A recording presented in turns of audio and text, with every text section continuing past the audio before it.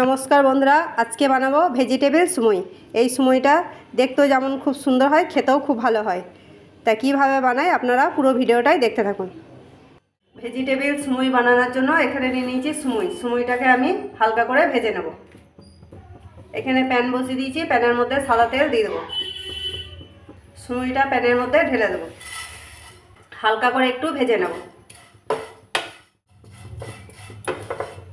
হালকা করে ভেজে নিয়েছি, এবার এর মধ্যে জল দিয়ে দেবো। জল দিয়ে সিদ্ধ করে নেব। সুমুইটা সিদ্ধ হয়েছে নাকি একবার দেখে নেব।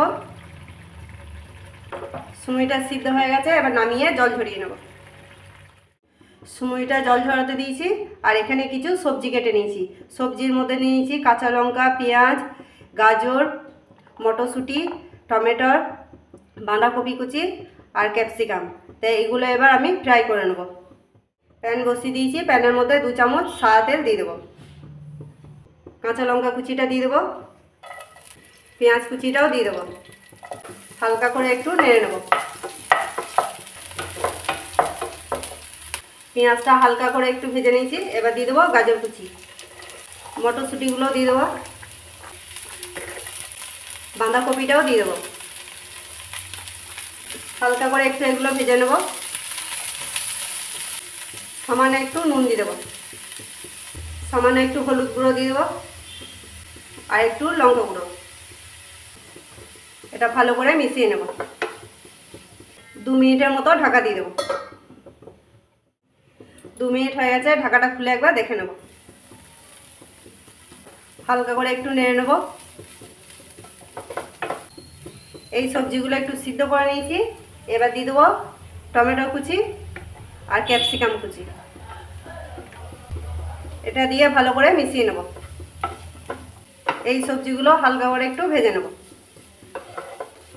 সবজিগুলো সব ভালো করে ভেজে নিয়েছি, এবার এর মধ্যে দিয়ে দেবো 1 চামচ সয়া সস,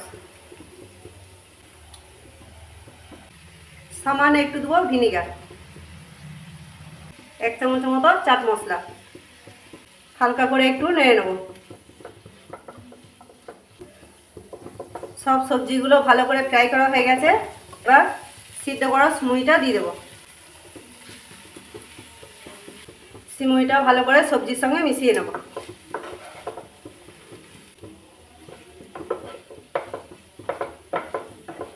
দু মিনিটের মতো ভালো করে মিশিয়ে নেব। 2 মিনিট ভালো করে মিশিয়ে নিয়েছি, এবার এটা হয়ে গেছে, এবার নামিয়ে নেব।